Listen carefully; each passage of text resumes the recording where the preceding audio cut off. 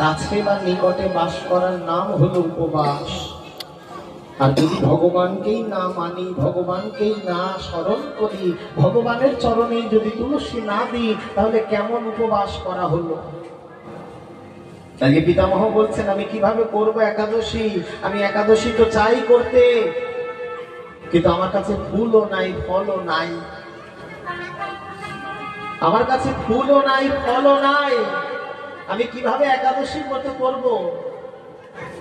বললেন পিতামহ ভীষ্ম কাছে ভগবান কেমন জানো তার অন্তর থেকে, তার চেতনা যেন তাকে বলে দিলেন, কে বলেছে তোমার কাছে ফুল নাই, ফল নাই? তোমার কাছে সব আছে।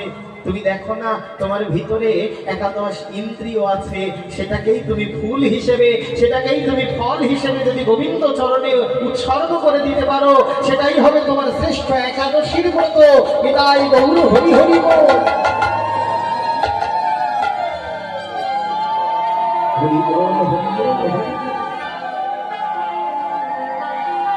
পিতামহ ভীষ্ম তার একাদশ ইন্দ্রিয়কে ভগবত চরণে অর্পণ করে দিয়ে আজকে ডাকছে, হে প্রভু, আমি ইচ্ছা মৃত্যু বর থাকা সত্ত্বেও আমি মরতে পারছি না। এক হচ্ছে আমার কর্মফল, আর দ্বিতীয় হচ্ছে আমি চাই না দক্ষিণায়ন কালে আমার মৃত্যু হোক। এখন যে সময়টা চলছে এটা দক্ষিণায়ন কাল, আর এই সময় যদি আমার মৃত্যু হয়, তাহলে আমাকে কি অপেক্ষা করতে হবে? কোথায়? বলেন স্বর্গের দুয়ারে। সেখানে না পাবো আমি দেবতাদের দর্শন, না পাবো ভক্ত দর্শন, না পাবো তোমার দর্শন।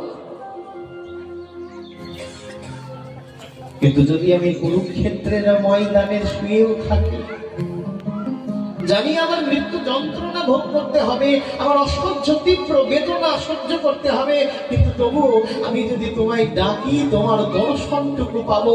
দিন অন্তে আমি একবার ভগবত দর্শন পাবো, একটু ভক্তের দেখা পাবো। আমি সেই অপেক্ষাতে বসে